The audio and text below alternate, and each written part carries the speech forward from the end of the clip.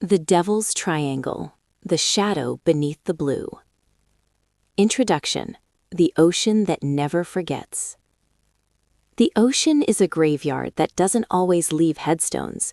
For most of human history, the sea has been the ultimate boundary, a vast, churning wilderness that swallows secrets as easily as it swallows ships. But there is one specific corner of the Atlantic Ocean where the water seems to have a different hunger. It is a place where the laws of physics appear to bend, where compasses spin in frantic circles, and where planes simply blink out of existence without a single spark of a distress signal. You know the name. It has been etched into our cultural subconscious for nearly a century: the Bermuda Triangle. Stretching roughly between Miami, Florida, the island of Bermuda, and San Juan, Puerto Rico, this million-square-mile patch of sea is often referred to as the Devil's Triangle. It is a region defined not just by its geography, but by its ghosts. Since the mid-19th century, hundreds of vessels and thousands of human beings have vanished within its borders. No wreckage, no oil slicks, no bodies, just a terrifying, empty blue. In this comprehensive audio exploration, we are diving deep into the heart of the enigma. This isn't just a list of disappearances, it is an investigation into the very nature of reality. We will explore the flight of no return, the massive ghost ships that left hundreds of souls in the silence of the deep, and the cutting-edge science that tries to explain the impossible. We will also peek behind the curtain at the French theories, from the lost technology of Atlantis to portals in the fabric of time. Is the Bermuda Triangle a true anomaly? A vile vortex of the planet? Or is it merely a product of our own fascination with the dark, a myth fueled by the sheer power of the Atlantic's natural fury?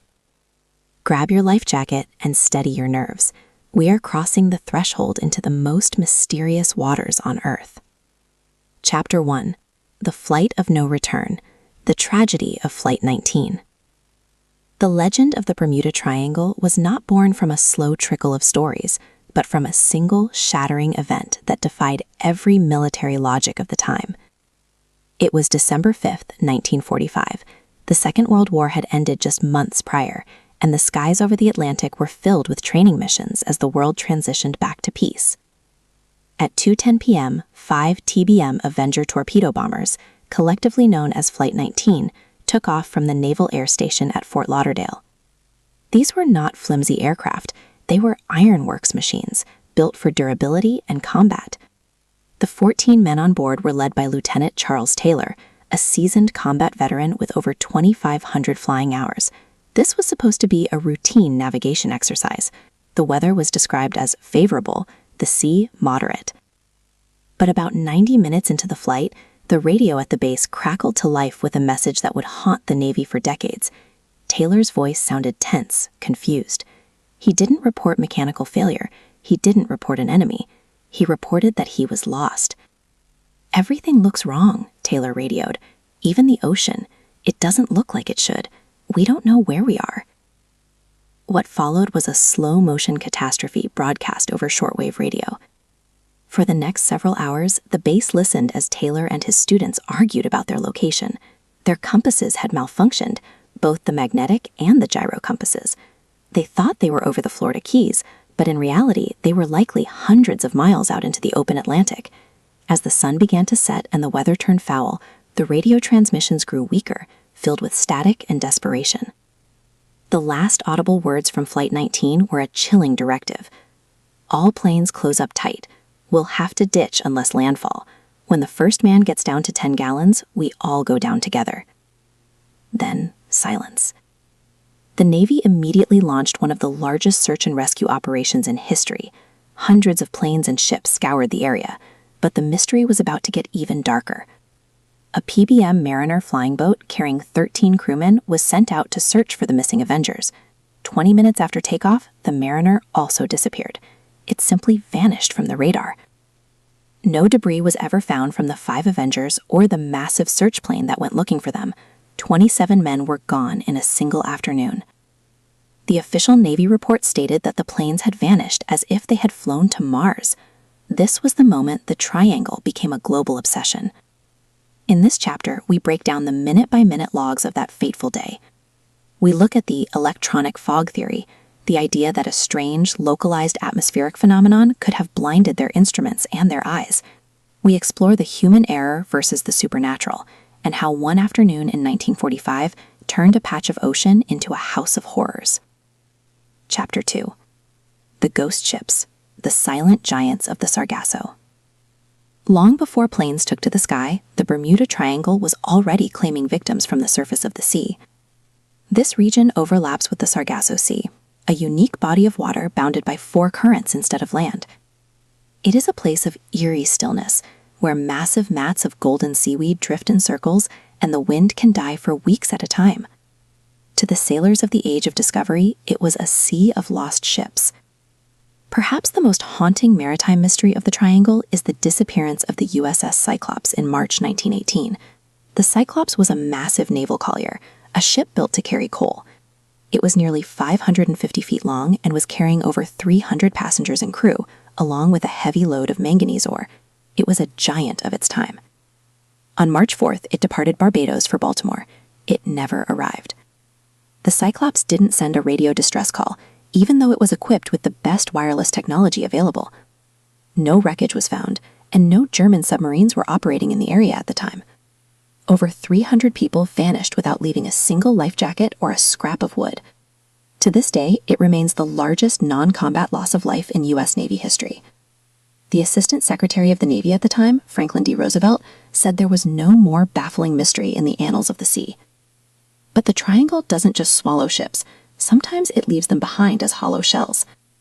In 1881, a ship called the Ellen Austin reportedly encountered a ghost ship drifting aimlessly within the Triangle. The crew of the Ellen Austin boarded the vessel and found it perfectly intact, with the sails set and the cargo untouched, but not a single soul was on board. They placed a prize crew on the ship to sail it back to port. 2 days later, a storm separated the vessels. When the Ellen Austin found the mystery ship again, the prize crew had vanished as well. In this chapter, we navigate the Mariner Sulphur Queen, a tanker that disappeared in 1963, and the Carol A. Deering, a 5-masted schooner found grounded with the food still on the stove but the crew nowhere to be found. We look at the whitewater phenomenon, massive, unexplained patches of glowing, milky water that have been reported by everyone from Christopher Columbus to modern-day astronauts. Is the water itself trying to tell us something, or is the Triangle simply the perfect place for a ship to hide its own tragedy? Chapter 3. The Science of the Strange, Methane, Magnets, and Mother Nature.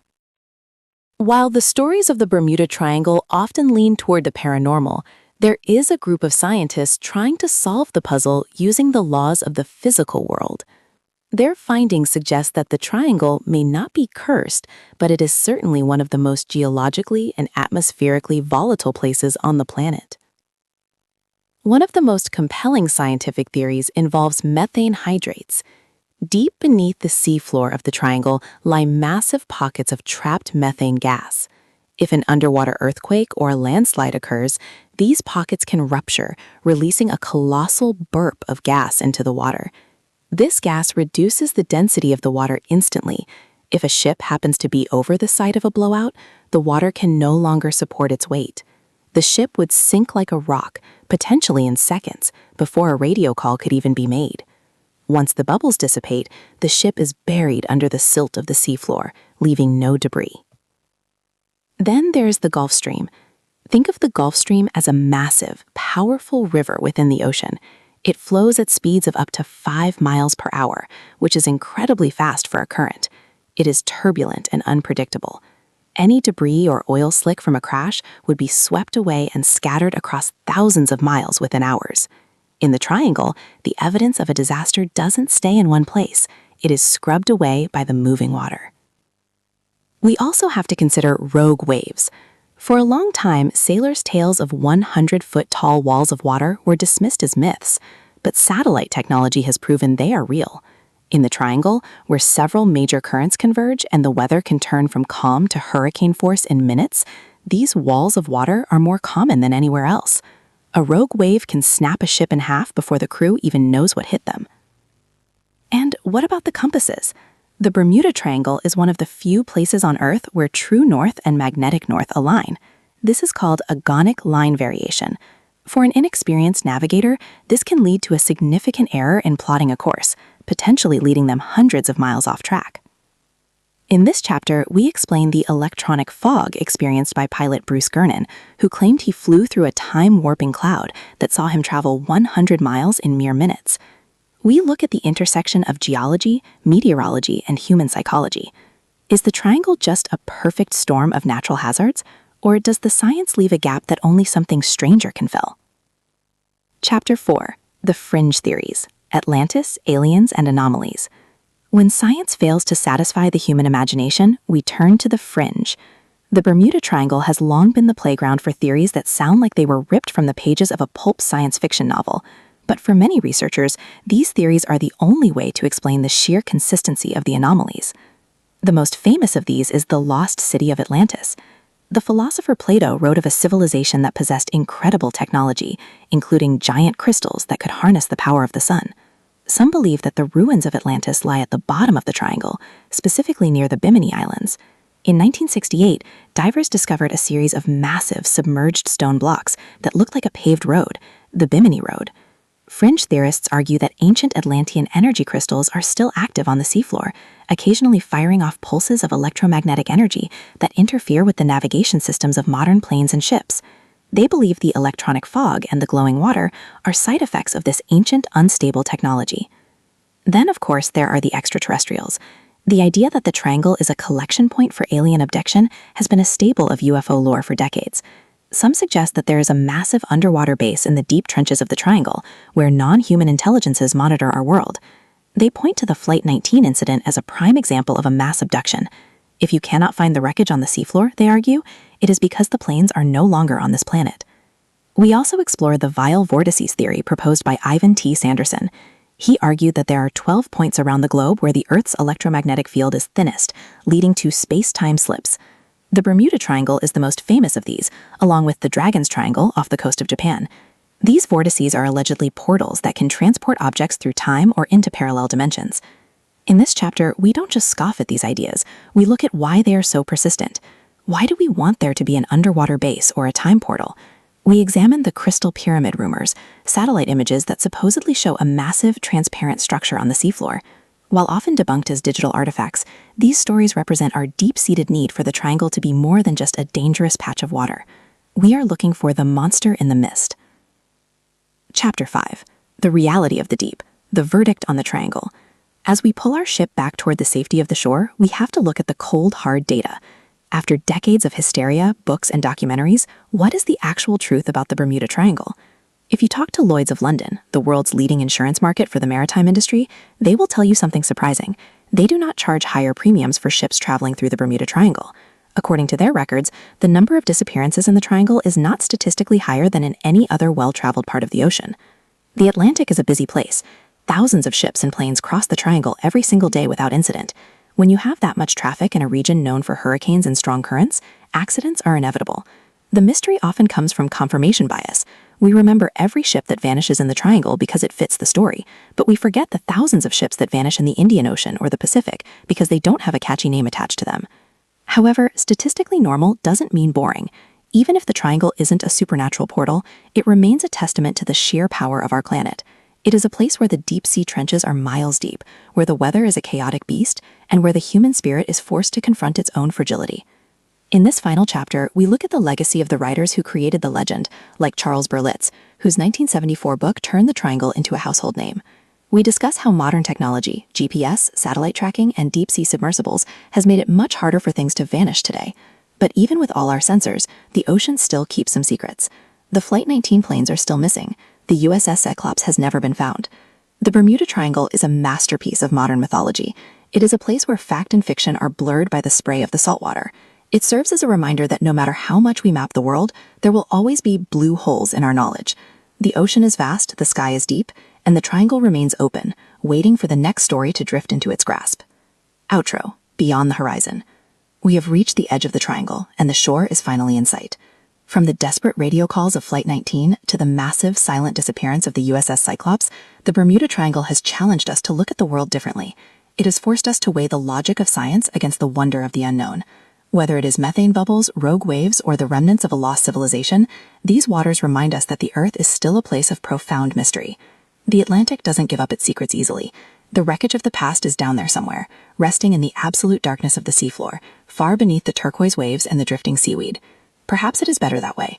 Some mysteries are meant to stay beneath the surface, fueling our imagination and keeping us humble in the face of the great wide blue. If you like content like this, deep dives into the world's greatest mysteries, the intersection of science and legend, and the stories that define our history, please like this content and subscribe to the channel. Your support allows us to keep sailing into the unknown and bringing these stories back to your ears. What do you believe? Is the triangle a natural hazard or a supernatural anomaly? Let us know in the comments. Thank you for listening, and until our next voyage, keep your compass true.